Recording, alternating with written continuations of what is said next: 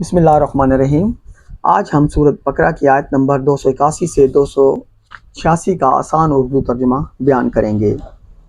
اللہ کے نام سے شروع جو نہایت مہربان ہمیشہ رحم فرمانے والا ہے۔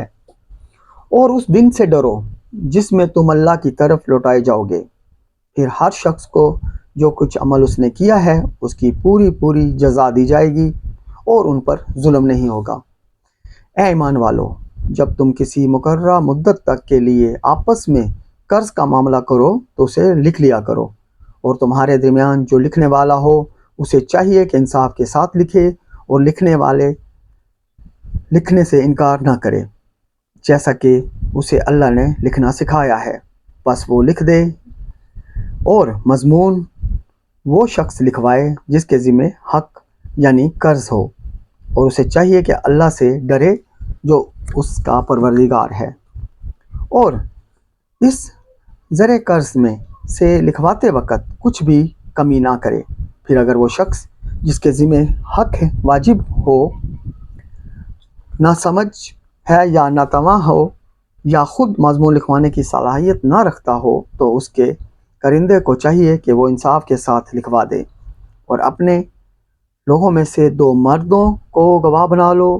پھر اگر دونوں مرد میسر نہ ہوں تو 1 مرد اور 2 عورتیں ہوں، یہ ان لوگوں میں سے ہوں جنہیں تم گواہی کے لیے پسند کرتے ہو یعنی قابل اعتماد سمجھتے ہو، تاکہ ان 2 میں سے ایک عورت بھول جائے تو اس ایک کو دوسری یاد دلا دے، اور گواہوں کو جب بھی گواہی کے لیے بلایا جائے وہ انکار نہ کریں، اور معاملہ چھوٹا ہو یا بڑا اسے اپنی میعاد تک لکھ رکھنے میں اکتایا نہ کریں۔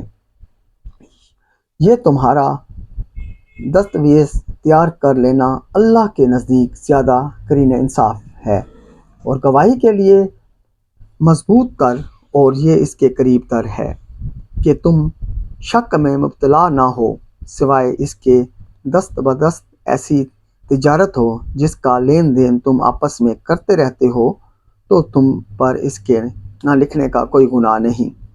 اور جب بھی آپس میں خرید و فروخت کرو تو گواہ بنا لیا کرو، اور لکھنے والے کو نقصان پہنچایا جائے اور نہ گواہ کو۔ اور اگر تم نے ایسا کیا یہ تمہاری حکم شکنی ہوگی، اور اللہ سے ڈرتے رہو، اللہ تمہارے معاملات کی تعلیم دیتا ہے اور اللہ ہر چیز کو خوب جاننے والا ہے۔ اور اگر تم سفر پر ہو اور کوئی لکھنے والا نہ ہو پاؤ تو باقبضہ رہن رکھ لیا کرو۔ پھر اگر تم میں سے ایک کو دوسرے پر اعتماد ہو تو جس کی دیانت پر اعتماد کیا گیا ہو اسے چاہیے کہ اپنی امانت ادا کر دے، اور وہ اللہ سے ڈرتا رہے جو اس کا پالنے والا ہے۔ اور تم گواہی کو چھپایا نہ کرو، اور جو شخص گواہی چھپاتا ہے تو یقیناً اس کا دل گناہگار ہے، اور اللہ تمہارے اعمال کو خوب جاننے والا ہے۔ جو کچھ آسمانوں میں اور زمین میں ہے سب اللہ کے لیے ہے۔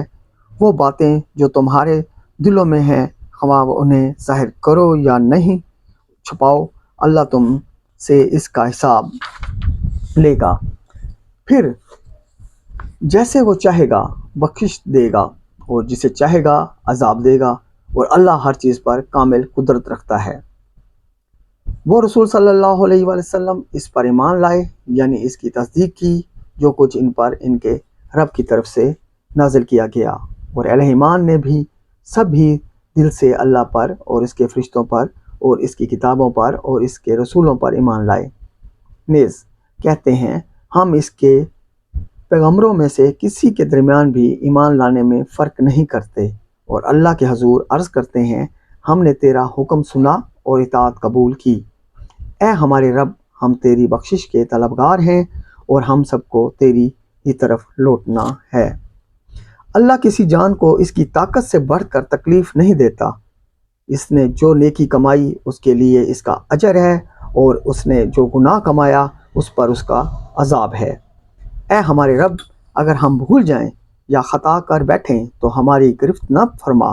اے ہمارے پروردگار، اور ہم پر اتنا بھی بوجھ نہ ڈال جیسا تو نے ہم سے پہلے لوگوں پر ڈالا تھا۔ اے ہمارے پروردگار، اور ہم پر اتنا بوجھ بھی نہ ڈال جیسے اٹھانے کی ہم میں طاقت نہیں، اور ہمارے گناہوں سے درگزر فرما اور ہمیں بخشش دے اور ہم پر رحم فرما۔ تو ہی ہمارا کارساز ہے، پس ہمیں کافروں کی قوم پر غلبہ عطا فرما۔ جزاک اللہ۔